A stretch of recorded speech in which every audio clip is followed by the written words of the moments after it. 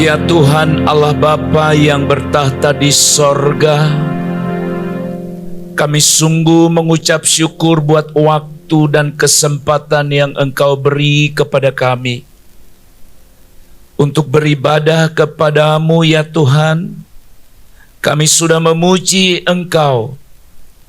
Saat ini Tuhan, berbicaralah Engkau, ajarlah kami dengan kasih-Mu yang tulus, sehingga kami dibentuk oleh kebenaran firman-Mu, sampai kami mengerti dan memahami rencana Allah, mengerti dan mengenal kehendak Allah di dalam kehidupan kami.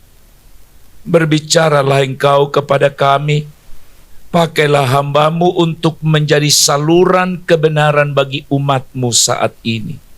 Di dalam nama Tuhan Yesus Kristus, kami berdoa, kami mengucap syukur dan menyambut firman Allah. Haleluya.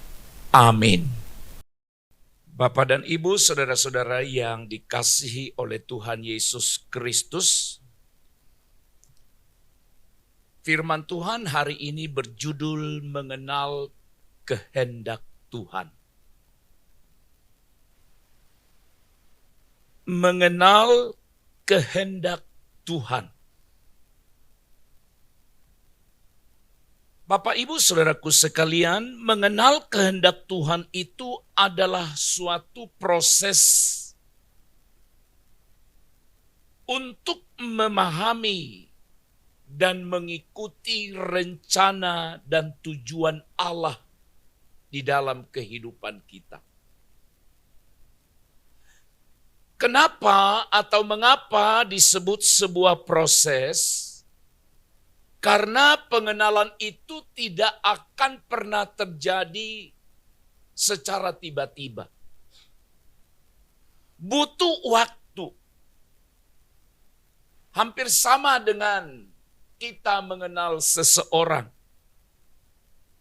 Pengenalan yang baik dari diri kita terhadap orang lain atau seseorang itu pun memerlukan waktu, memerlukan proses.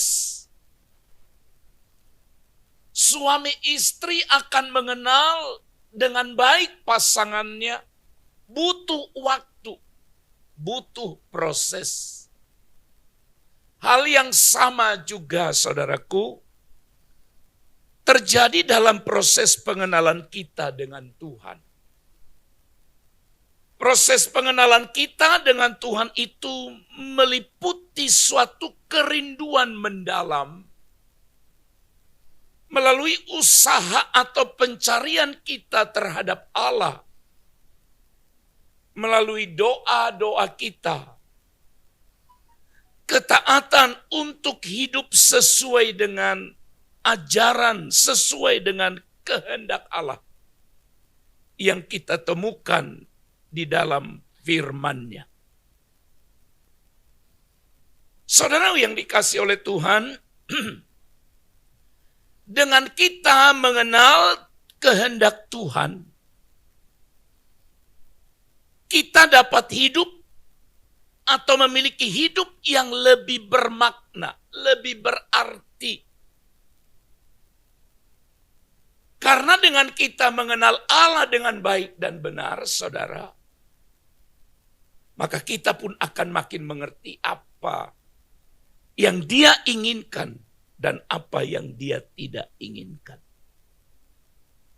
Bersama-sama kita membuka firman Tuhan dari Markus pasal yang pertama. Ayatnya yang ke-9 sampai ayat yang ke-20. Dalam Injil Markus pasal yang pertama ayat 9 sampai ayat 20, kita dapat belajar bagaimana Yesus yang digambarkan oleh kitab Markus sebagai seorang hamba. Dan kehambaan Yesus menunjukkan suatu ketaatan penuh kepada Bapa ketaatan Yesus untuk memahami, untuk mendalami bagaimana dia mengerti, melakukan kemauan Bapanya. Sekali lagi saudara-saudara, Injil Markus itu mencatat bahwa Yesus disebut sebagai seorang hamba. Dan kehambaannya itulah yang menuntun dia, menuntun Kristus untuk taat dan mengerti kehendak Bapa. Maka saudara-saudara, hari ini kita coba bersama-sama belajar dengan mengambil contoh dari Yesus. Maka kita dapat mempelajari apa sebenarnya kehendak Tuhan bagi kita. Karena Yesus sudah melakukan kehendak Bapanya. Maka dari apa yang Yesus lakukan itulah kita pun harus mempelajari atau meneladani apa sebenarnya kehendak Tuhan bagi kita. Yang pertama Bapak Ibu Saudara sekalian, Markus pasal pertama, ayat yang ke-9 sampai ayat yang ke-11.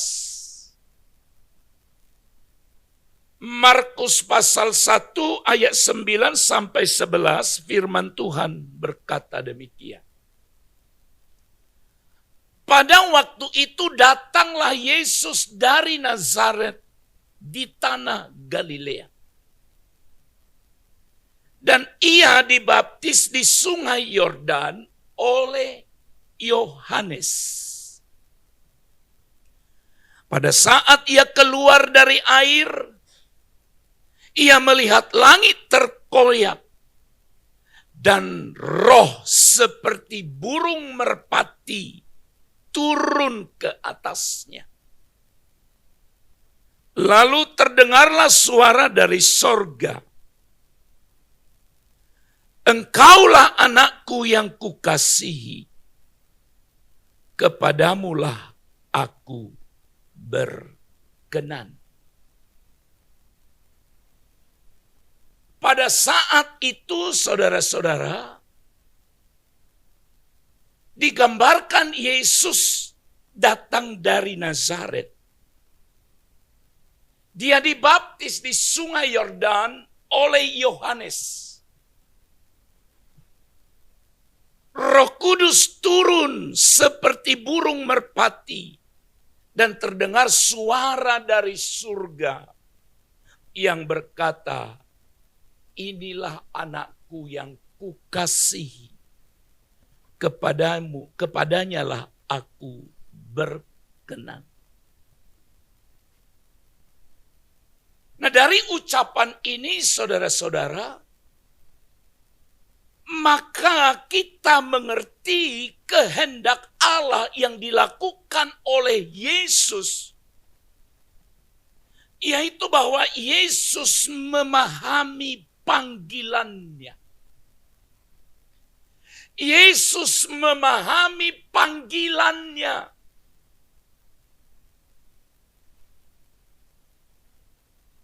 Saudara-saudara sekalian, peristiwa baptisan Yesus hendak mengajarkan kepada kita tentang pentingnya memahami panggilannya. Hidup dalam kesetiaan kepada Allah. Dan juga mengingatkan kita supaya kita memahami identitas pribadi kita sebagai anak-anak Allah. Saudara, kenapa harus dibaptis? Yesus dibaptis berbeda dengan baptisan kita. Kalau kita dibaptis itu sebagai tanda pertobatan kita. di mana kita berkomitmen untuk meninggalkan cara atau pola hidup yang lama. Itu baptisan kita manusia. Tetapi Yesus dibaptis bukan baptisan pertobatan karena Yesus tidak perlu bertobat.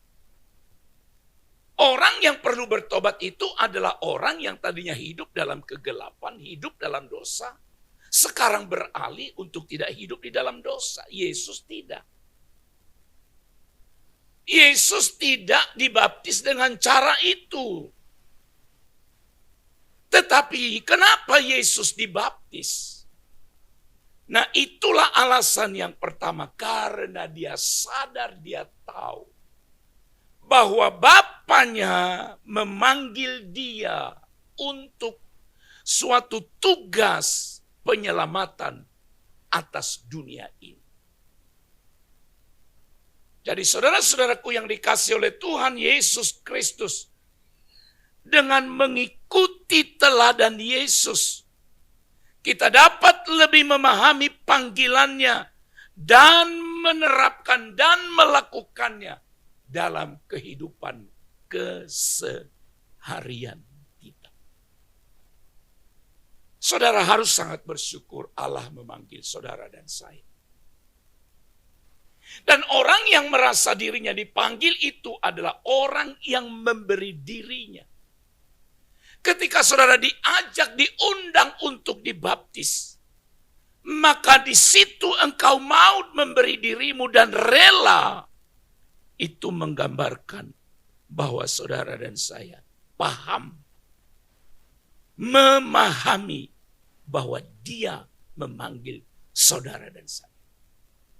Jadi kehendak Allah bagi kita yang pertama belajar dari apa yang Yesus lakukan adalah kita harus memahami panggilan Tuhan dalam hidup kita.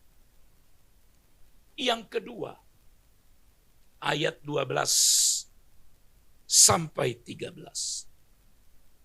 Segera sesudah itu, setelah apa? Setelah Yesus dibaptis. Sesudah itu Roh memimpin dia ke padang gurun. Oke, saudara-saudara. Roh membawa dia, memimpin dia ke padang gurun. Di padang gurun itu ia tinggal 40 hari lamanya. Dicobai oleh iblis. Ia berada di sana di antara binatang-binatang liar. Dan malaikat-malaikat melayani dia. Simak baik-baik peristiwa ini.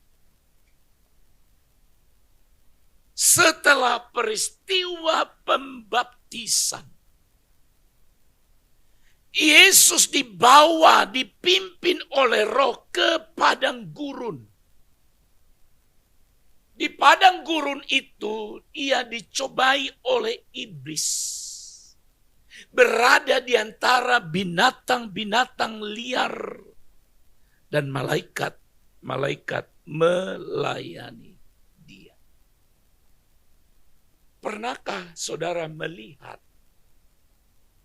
orang yang baru dibaptis bukan makin rohani, tapi makin kacau hidup. Bukan makin sungguh-sungguh datang kepada Tuhan, malah makin menjauh. Saudara-saudara, makanya kadangkala orang akhirnya berkata, percuma kau dibaptis. Bukannya engkau makin sungguh-sungguh dengan Tuhan, hidup makin baik. Saudara sekalian, kenapa Yesus justru setelah dibaptis dibawa ke padang gurun untuk dicobai? Dan selama Yesus di padang gurun dicobai, kita tidak menemukan bahwa Yesus menyesal atau Yesus melakukan pemberontakan terhadap Allah. Tidak. Tetapi saudara-saudara, semua kita sudah tahu bagaimana Yesus menghadapi pencobaan-pencobaan itu. Kalau Yesus saja setelah dibaptis, dibawa ke padang gurun untuk dicobai, maka kehendak Allah bagi Yesus saat itu adalah dia rela dibentuk oleh Allah. Rela dibentuk oleh Tuhan. Saudara-saudaraku sekalian, ayat ini menunjukkan bagaimana Yesus rela dibentuk oleh Allah melalui pencobaan tersebut. Dan ketaatannya membawa pembentukan karakter dan juga pertumbuhan rohani. Maksud Allah sehingga dia memberikan kita atau menuntun kita untuk masuk dalam ujian dan cobaan.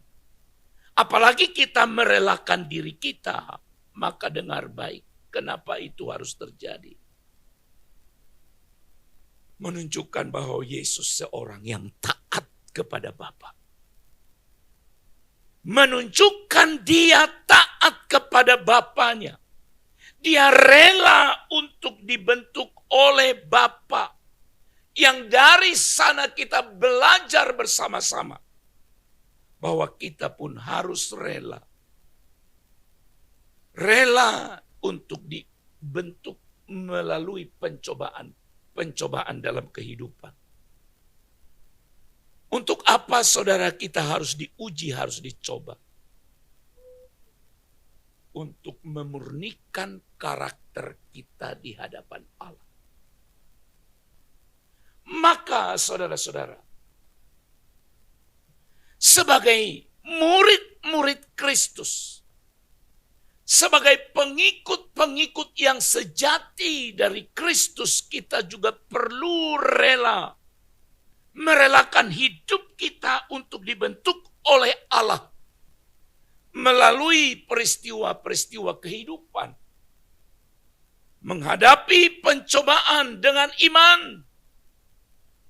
menerima pelayanan dan pertolongan dari Dia dalam perjalanan kehidupan kita. Hadapi semua peristiwa-peristiwa hidup ini. Hadapi semua tekanan-tekanan, pencobaan-pencobaan dengan iman. Kalaupun Allah izinkan persoalan datang kepada saudara, bukan karena Allah membencimu.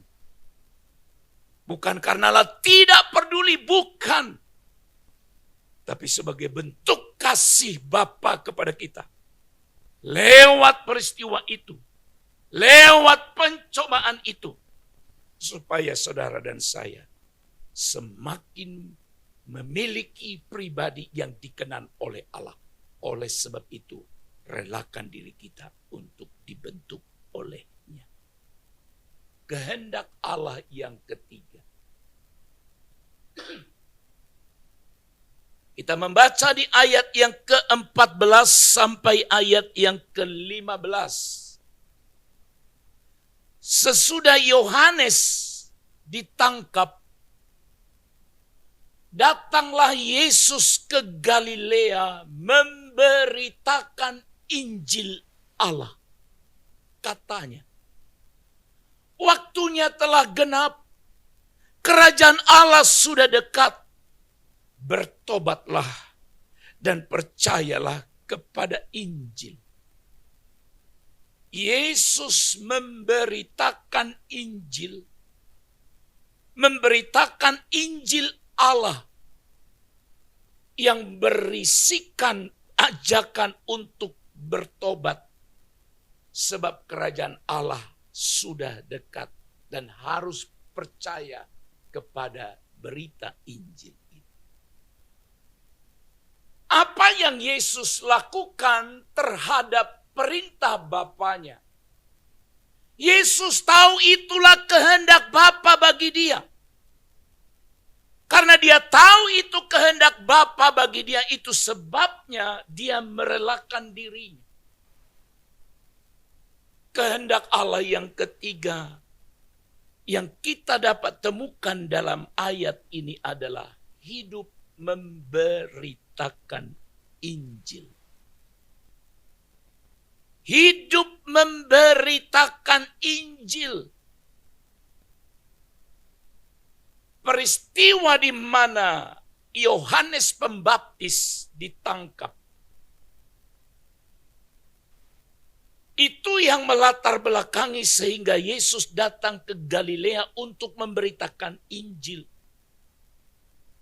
Dengan menyampaikan bahwa waktunya telah genap dan kerajaan Allah sudah dekat. Saudara-saudara, ini hendak mengingatkan dan mengajarkan saya dan saudara. Betapa pentingnya hidup untuk memberitakan Injil seperti yang Yesus lakukan. Hidup memberitakan Injil. Oleh sebab itu, saudaraku yang kekasih dalam Kristus, tugas memberitakan Injil harus dipahami oleh setiap orang yang percaya. Bahwa itu adalah tugas setiap kita yang percaya kepada Kristus. Tugas memberitakan Injil bukan tugas orang-orang tertentu. Bukan tugas orang-orang khusus. Tetapi tugas orang yang percaya kepada Yesus yang sudah mengecap kebaikan Allah.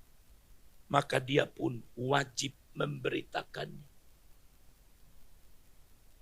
Saudara, kita dipanggil untuk memiliki kesungguhan.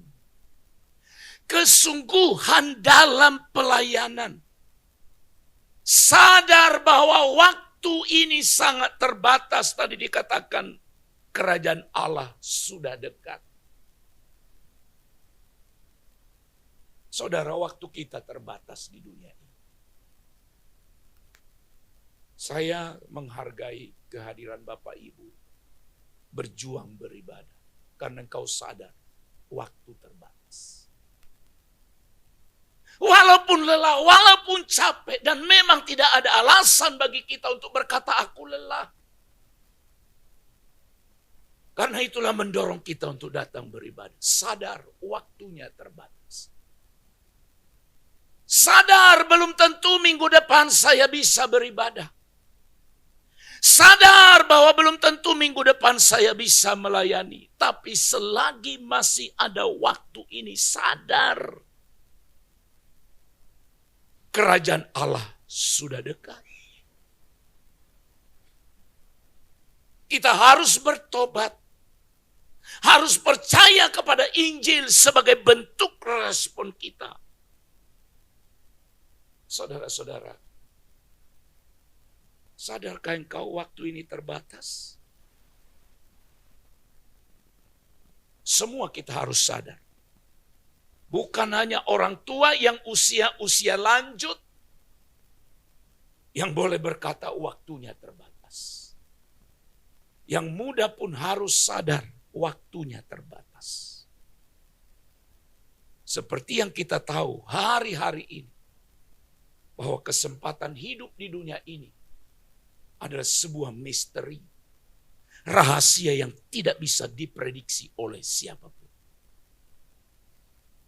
Karena kita sadar waktunya terbatas. Yesus pun tahu bahwa kerajaan Allah sudah dekat. Itu sebabnya dia berkata, bertobatlah dan percayalah kepada berita Injil. Kiranya setiap kita yang sadar bahwa waktu kita terbatas, mendorong saudara dan saya untuk tidak berhenti memberitakan kabar baik kepada semua orang dalam segala waktu dan kesempatan. Kehendak Allah bagi kita belajar dari Yesus adalah hidup memberitakan Injil. Yang keempat, ayat yang ke-16 sampai ayat yang ke-20, firman Tuhan berkata, Yesus berkata kepada mereka. Perhatikan apa kata Yesus. Mari, ikutlah aku. Dan kamu akan kujadikan penjala manusia. Coba perhatikan ayat 18 ya. Ayat 18, bagus sekali. Lalu mereka pun segera meninggalkan jalannya. Meninggalkan pekerjaannya sebagai seorang nelayan. Dan mengikuti dia. Dan setelah Yesus meneruskan perjalanannya sedikit lagi. Dilihatnya Yakobus anak Zebedeus dan Yohanes saudaranya sedang membereskan jala di dalam perahu. Ini semua orang-orang yang bekerja, orang-orang yang sibuk. Saudara, kalau lihat di sini Yesus tidak memanggil orang yang sedang nganggur, yang tidak ada pekerjaannya. Kalau lihat ayat ini, orang sibuk semua sedang bekerja. Ayat 20. Yesus segera memanggil mereka. Dan mereka meninggalkan ayahnya. Luar biasa ini. Zebedeus di dalam perahu. Bersama orang-orang upahannya. Lalu mengikuti dia. Apa yang saudara simak dari ayat ini? Yesus berkata, mari ikut. Lalu mereka pun segera meninggalkan jalannya, mengikut Yesus. Lalu kemudian berjumpa dengan orang-orang lain. Yakobus dan Yohanes sedang membereskan jalannya. Orang ini pun Alkitab berkata segera meninggalkan ayahnya. Meninggalkan ayah, meninggalkan keluarga dan juga sekaligus meninggalkan pekerjaan. Saudara-saudara, orang-orang ini tanpa ragu, mereka meninggalkan segala sesuatu, termasuk pekerjaan dan keluarga untuk mengikut Yesus. Nah, saudara, apa yang kita pelajari dari sini? Kehendak Allah bagi orang percaya, sebagaimana Yesus lakukan adalah memuridkan umatnya, memuridkan orang lain. Mari ikut aku, kamu kujadikan penjala manusia. Yakobus dan Yohanes pun dijadikannya menjadi murid. Simon, Andreas. Saudara-saudara, sebagai orang percaya kita harus tahu ada tugas ini. Tugas kita adalah memuridkan orang lain untuk menjadi murid Yesus, bukan murid kita.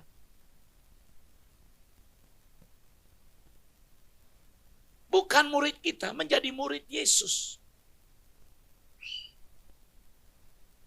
Ayat-ayat ini mengajarkan kita tentang betapa pentingnya kita mendengar panggilan Yesus. Dan rela meninggalkan segala sesuatu demi mengikuti dia. Saudara-saudara, hidup kita harus mencerminkan ketaatan dan dedikasi dalam mengikuti panggilannya sebagai murid. Dan tahukah saudara-saudara, saya sebagai murid Kristus, saudara sebagai murid Kristus, kita harus memuridkan orang lain untuk menjadi murid Kristus. Dan orang-orang kepercayaannya, orang-orang yang kepadanya Kristus berkenan, kepada mereka lah diberikan tugas untuk melanjutkan misi Kristus di bumi ini. Bukan misi gereja, misi Kristus. Kristus sudah di sorga. Maka pekerjaannya, siapa yang mau melanjutkan itu adalah orang-orang yang percaya kepadanya. Jadi saudara, kalau kita renung-renungkan sungguh-sungguh, terlalu amat banyak hal yang harus saudara dan saya mengevaluasinya dalam hidup kita. Apa yang sudah aku perbuat bagi Tuhan sebagaimana Dia sudah melakukannya untuk saya? Pada minggu yang lalu saudara mendengarkan firman bahwa kita adalah orang yang dipilih. Orang yang dikuduskan dan orang yang dikasihi. Tidak kebetulan saudara, tidak kebetulan. Dipilih, dikuduskan dan dikasihi Allah. Kenapa saudara dipilih? Kenapa dikuduskan? Kenapa dikasihi? Tujuannya adalah ini. Melanjutkan misi Kristus di muka bumi. Oke, barangkali seseorang tidak bertindak, tidak berbuat apa-apa karena dia tidak tahu dia harus berbuat apa. Tapi sekarang saudara sudah tahu, sudah mengenal kehendak Tuhan. Kehendak Tuhan itu yang pertama adalah saudara dan saya harus memahami panggilannya. Saudara dan saya sudah dipanggil oleh Tuhan. Kemudian yang kedua, kita harus rela dibentuk. Hidup kita bagaikan tanah liat di tangan penjunan. Alkitab berkata. Dibentuknya, didesainnya menjadi seperti yang Dia mau. Itu sebabnya hari ini pun kita bersama-sama berkata, kurelakan hidupku untuk Engkau bentuk seturut mau. Lalu kemudian yang ketiga, kehendak Allah. Kehendak Tuhan bagi kita yang harus kita pahami, kenali adalah kita harus hidup untuk memberitakan Injil. Setelah Injil kita beritakan, ada orang yang percaya, maka mereka harus dijadikan sebagai murid Kristus. Saudara, itu tugas kita. Sekali lagi, terlalu sangat naif kalau seseorang sadar bahwa dia di dunia ini hanya menunggu waktu mati. Terpenuhi makan dan minum, fasilitas hidup selesai, cukuplah. Saudara, jangan berhenti sampai di situ. Allah berikan kita makan. Allah berikan kita fasilitas hidup. Maka sekarang, saudara dan saya pun harus berbuat sesuatu bagi Dia. Karena saudara adalah orang-orang yang dipanggil. Dan engkau sampai hari ini melewat pembentukan dan proses. Menjadikan saudara menjadi pribadi Kristus. Menjadi pribadi seperti yang Kristus mau. Memiliki karakter Kristus. Untuk kita dapat memberitakan Injil. Sehingga semua orang dipanggil untuk menjadi murid Kristus lewat kehidupan kita. Kenalilah kehendak Tuhan dalam diri kita dan hiduplah seturut kehendak-Nya. Amin. Mari kita berdoa. Terima kasih Tuhan, sekarang kami sudah mengerti, sudah mengenal kehendak Bapa bagi kami, sebagaimana Kristus telah meneladaninya. Dan kami pun hidup seperti yang Yesus lakukan. Terima kasih Tuhan untuk kebenaran ini. Kiranya Roh Kudus mengingatkan kami. Kiranya Roh Kudus menolong kami. Sehingga kami mengerti apa yang kami dengar. Dan kami mampu melakukannya di dalam kehidupan kami. Selagi masih kami diberi waktu hidup di dunia ini. Diberkati seluruh umat Tuhan yang sudah mendengar. Dalam nama Yesus kami berdoa. Haleluya. Amin. Amin.